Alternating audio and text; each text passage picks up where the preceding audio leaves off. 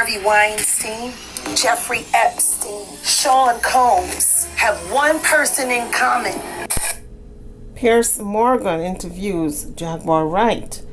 As you come onto the page, hit the like bell and subscribe to the channel. Thank you. Well, Diddy's downfall has sent shockwaves through the entertainment industry and beyond. The blast radius from the uncovering of his alleged offences could yet swallow many more powerful and famous figures. Diddy is accused of creating a criminal enterprise which engaged in sex trafficking, racketeering, kidnapping, bribery and forced labour. His lawyers say he'll fight the charges, but after the testimony you're about to hear, you'll be staggered he avoided the attention of law enforcement for so long. I'll speak to a lawyer, a whistleblower and an insider for an uncensored insight into the showbiz scandal of a generation. And Jaguar, I'm going to start with you. You've been called a whistleblower. You knew Sean Diddy Combs for a long time. You attended a number of his infamous parties. And in 2022, you made headlines after comments where you called him a sex trafficker. And in response, you were called crazy and jealous. Do you feel vindicated by the events of the last few weeks? No, not at all. Because he's just the beginning. Until him and his cohorts are all held to account publicly and legally, the victims, they're not safe. How bad was it? That's what I care about. I care about the victims. No, I understand. How bad was it, do you think, what was going on? I'm going to tell you right now that me, as a woman who has been in the industry for over 30 years, I've been performing live since I was 13. My first handler was McKinley Horton. I come to find out 25 years later that a scar that was on his face with a very elaborate story he gave me was put there by a woman who he assaulted. To live through these things and hear your elders in the business, people like Patti LaBelle say, just avoid him, honey.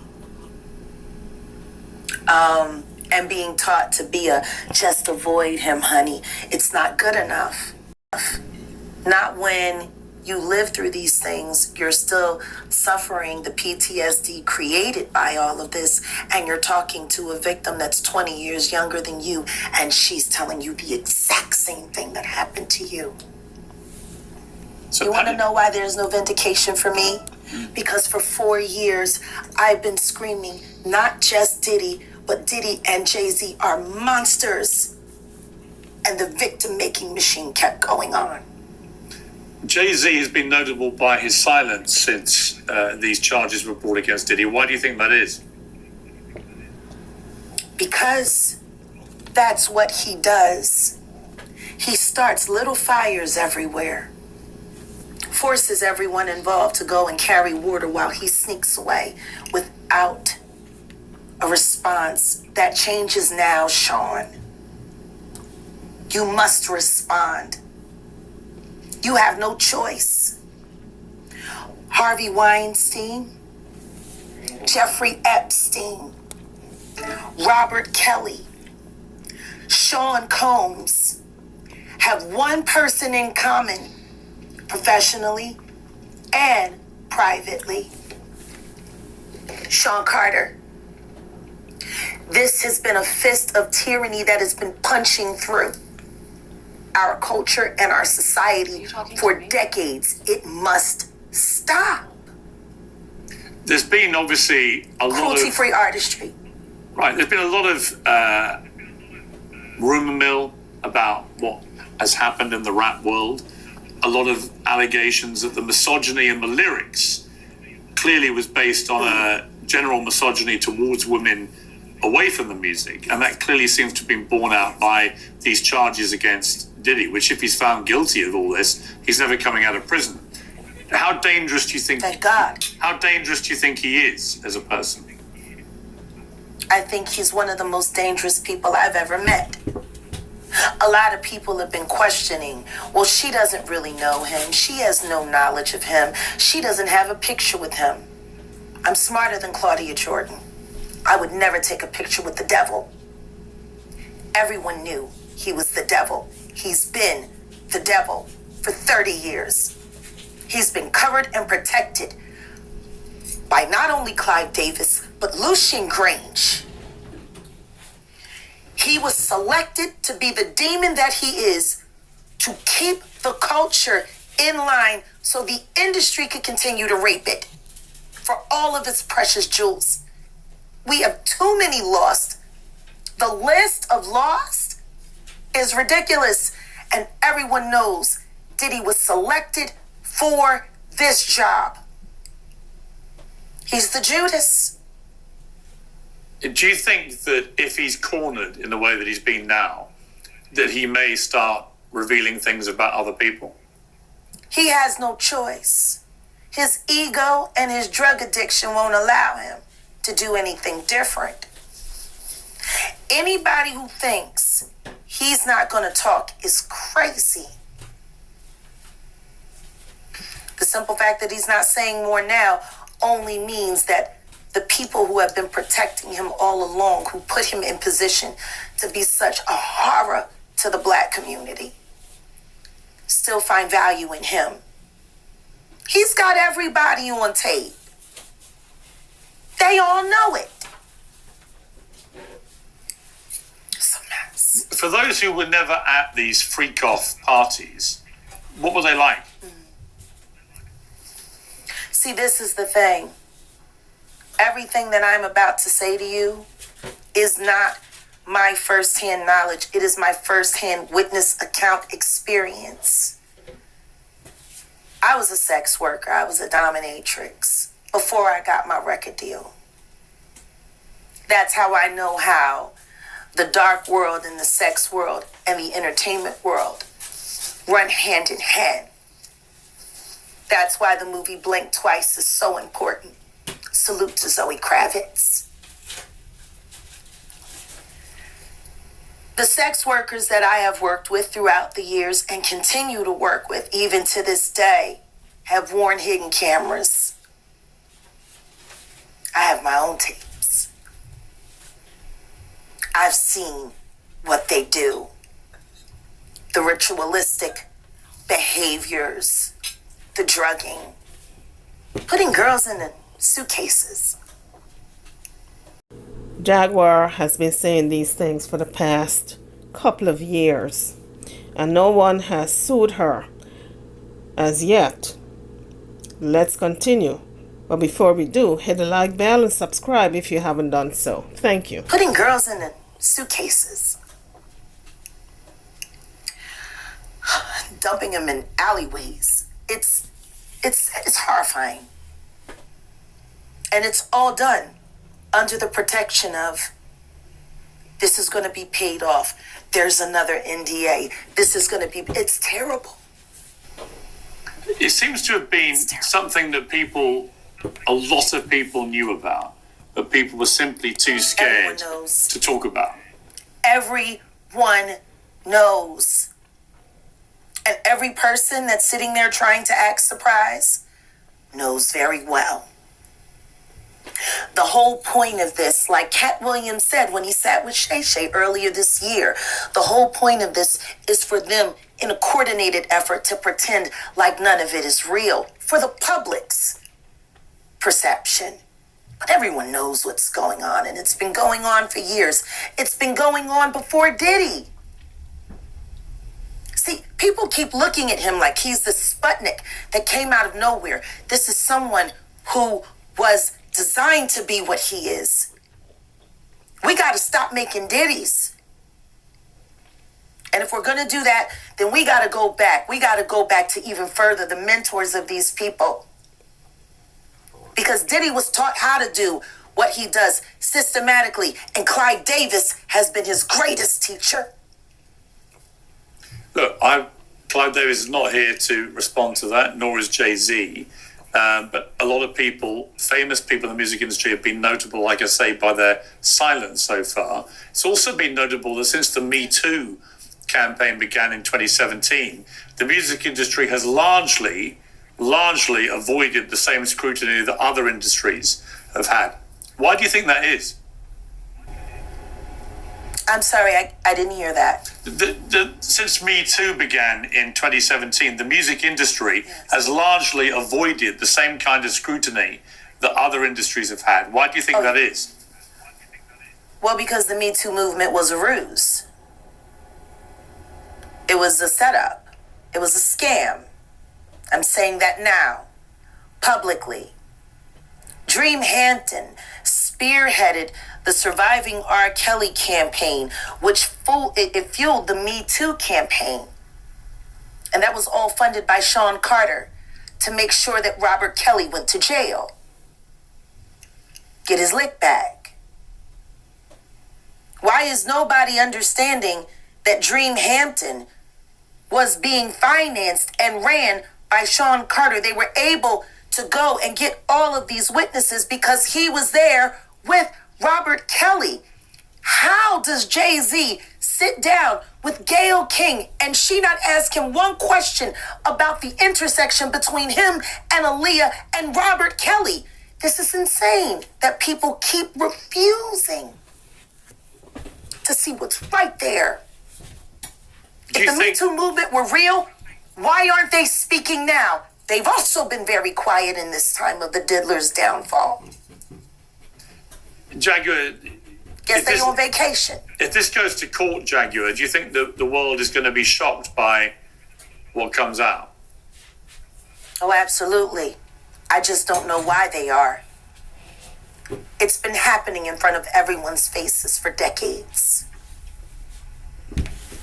For decades. How many victims? What's the difference between me and Judy Garland? Social media. How many victims? There was none for her. How many victims potentially do you think there could be? Thousands. Thousands.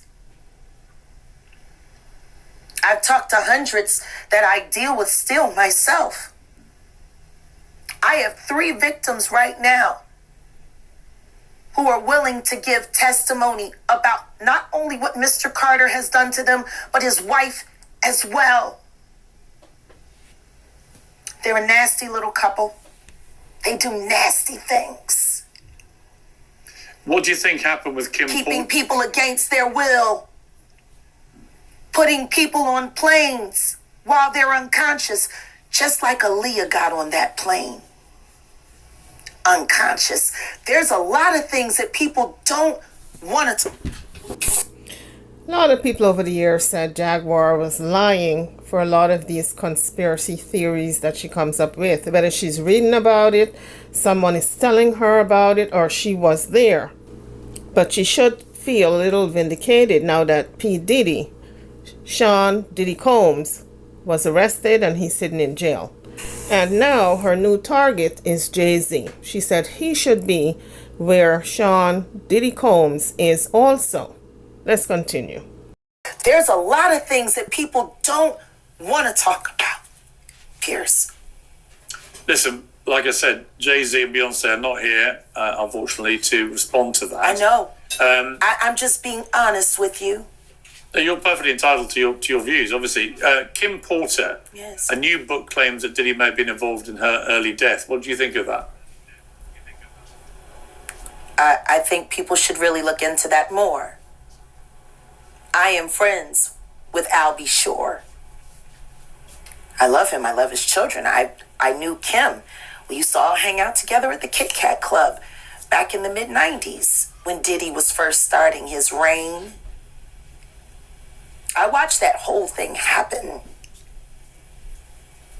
And everything that Albert has been through, every attempt on his life that has been ignored by the authorities, it all leads back to Diddy. And everyone knows it. The wiretapping of the phones, putting air tag on children during visits. These are normal practices that these people do. Jaguar, I've got to leave it there. I really appreciate you joining me. Thank you very much. Thank you for having me. And thank you for caring. I do care. Thank you very much. Well, Jaguar finally made it to the national stage. She did a lot of small interviews throughout the years with a lot of the local YouTubers, but now she made it to a bigger arena. If everything is true, what people are saying about Sean Diddy Combs and all these witnesses and all these lawsuits are true, then he is where he should be. Now, next up is Vlad. Piers Morgan is about to interview him also. Well, I'm joined now by the host of Vlad TV, DJ Vlad. DJ Vlad, I mean, pretty horrifying listening to these testimonies. What did you make of what you just heard? Well, Jaguar Wright is known to be a conspiracy theorist. I don't really co-sign anything that she says. I've never had her on my show, and I don't have any plans to have her on my show. You don't believe her? She got an album in 20 years, and a lot of this stuff is just stuff she's heard, things she's making up, and so forth. I'm not saying that there aren't serious things that Diddy may have done, but yeah, I can't co-sign anything that Jaguar Wright is saying, if that's your question. Well, I mean, obviously, since we last spoke, there have now been these charges against Diddy, which are incredibly serious. You didn't think at the time we last spoke that he was likely to face these charges. Are you surprised it's come to this? I'm not surprised, because I feel that law enforcement in general is reactionary. I think that when you look at high-profile individuals, their arrests, indictments usually come after a documentary, a big TV show, or in Diddy's case, there was this huge lawsuit that Cassie filed, and everyone got to see all the details and all the attention that came to it. So, yeah, it wasn't a surprise that it actually happened, because you've seen this happen over and over again. R. Kelly, Harvey Weinstein, all the attention that he got, and then now Diddy. So, yeah, I mean, this is ultimately the world that we live in. But he'll have his day in court.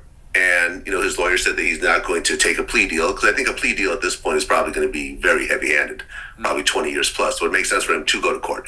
But we'll ultimately see what happens, you know, because we haven't really seen, apart from some of the funny stuff of, oh, there's 1 million bottles of lube that they found there. I'm sorry, 1,000 bottles of lube and so forth.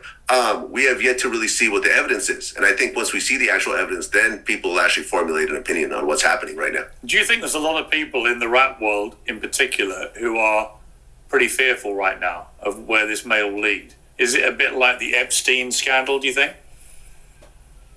I don't really think so, because, I mean, ultimately, everyone wanted to go to Diddy's white parties when they were happening. You know, if I got an invite, I would go. But there is a party within a party. There's the actual party where the big celebrities go to, the Howard Sterns and the Leonardo DiCaprios and so forth. You never hear of any of them really being involved in any of this stuff. They go home, you know, at 2, 3 o'clock a.m. And then there's the private parties that seem to involve the sex workers and probably certain types of people that are kind of in an inner circle. No. And we'll see if those names ultimately come out or not. You know, I think that when it comes to a situation like the feds, cooperating is a very big thing. And I think if Diddy cooperates and gives up some big names of actual crimes that they committed, that'd be a way of actually, you know, lessening the amount of time that he does, or possibly even walking away. I mean, what had you heard about Diddy over the years? Obviously, people knew he had parties. They knew he was a big rap star or something. But the nature of this kind of thing. I mean, I'm asking because when I watched, for example, I met Diddy a couple of times. He was always perfectly charming to me. But you know, I've met a lot of people who are charming and turned out to be monsters. The video that came out of showing him beating up his then girlfriend in a hotel corridor was so shocking. As you continue to listen to the video, kindly hit that like bell and subscribe to the channel if you haven't done so as yet. So it appears as if Vlad does not like Jaguar Wright. He said he would never have her on his program. When I watched it, I remember thinking, well, this guy is capable of anything. I mean, a man that would do that, who's that famous, who would do that to a woman in a hotel corridor, public hotel corridor, if he's prepared to be that violent in public, knowing there might be cameras around, he's prepared to do pretty much anything, was my conclusion. I mean, what did you hear about him over the years? Yeah, I mean, that tape was horrific. And after our interview that we did with Roger Bonds, who I helped to bring onto the show. I did my own interview with Roger Bonds. It was a very in-depth, I think, two-hour interview where he goes into actually witnessing a lot of women that were physically abused by Diddy. I mean, not only Cassie, of course, which you saw multiple times, but Kim Porter. He was on a trip where Kim Porter got her nose broken allegedly by Diddy and flew in a plastic surgeon to fix it. There was a personal chef that Diddy beat up. I actually heard voicemails of her describing it. This wasn't even something that she wanted to come publicly with. There was other women as well that I got details on. So I think that Diddy has a long history of violence towards women, but also men, because there's also the Steve Stout incident. If you remember that whole situation, he was in a music video with Nas, Hate Me Now. There was a scene where Diddy was on the cross like Jesus, and I guess he went to Steve Stout afterwards and said that he wants to take that part out. That part wasn't taken out, so Diddy and his entourage show up at Steve Stout's office and they beat him with a champagne bottle, which they ultimately settled out of court for. So I think there's a lot of violence that has happened around him, and I think at this point it's just catching up to him. There's lots of rumor mills about him being secretly gay or bisexual or whatever. I mean, I don't care, but do you think there's much credence to those?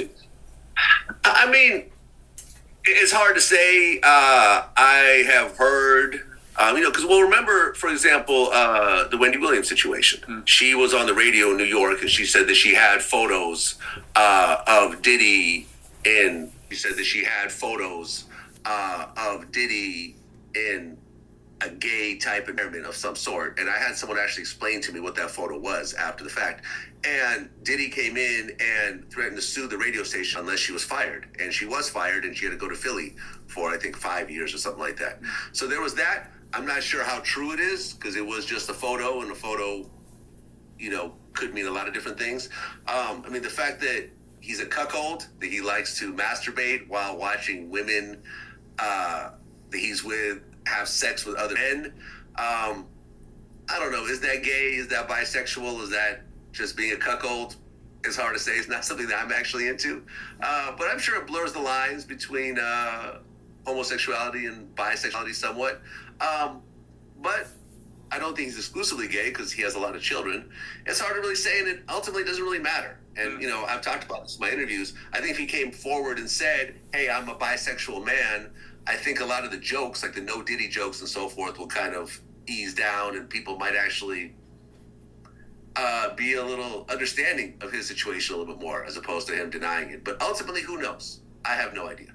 We've talked, people have talked a lot in the last few years. It's unusual that so few people in the music business have been held to account under the Me Too campaign umbrella in the way that other industries were held to account.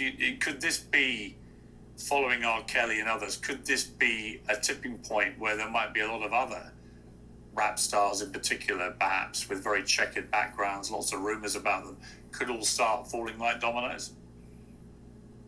It's hard to say. Like I said in the beginning, it's very reactionary. I think if there is a lot of media attention over somebody, there's a documentary about them, there's movies about them and so forth, I think that ends up getting on law enforcement's radar, and then you will see things kind of escalate very quickly. It's hard to say. R. Kelly was extremely high profile, and there will be others, but I don't think that the music industry is really having less situations than other industries. I mean, every industry has certain situations that are high profile, and there's a bunch of other stuff that kind of falls below the radar. Finally, DJ, what do you think is going to happen here? Do you think Diddy will ever come out of prison? That's a tough one, because I was really shocked that he didn't get a bond. I thought for sure that he'd be sitting in his mansion right now awaiting trial, but he's sitting in a jail cell right now, and it could be years before this actually makes it to trial. So it proves that things are very, very serious on his end. And if you look at the R. Kelly situation, he got, I believe, 30 years. This may fall along the same lines, except the only difference is when I looked into the R. Kelly case, a lot of the convictions were based on underage girls. You've heard a few spatterings of underage accusations, but in general, it seemed like most of the women were of legal age in the Diddy case. So I'm thinking it won't be as severe as it is with Diddy. As it is with R. Kelly. But for someone like Diddy, who's in his mid-50s, he doesn't want to spend 5, 10, 20 years in prison. No. He wants to get out. He wants to keep it moving. So I think he will get out of prison at one point. It's just hard to say, right now what it's going to be. Yeah, it is. It's a fascinating story. DJ Vlad, thank you very much indeed for joining me. I appreciate it.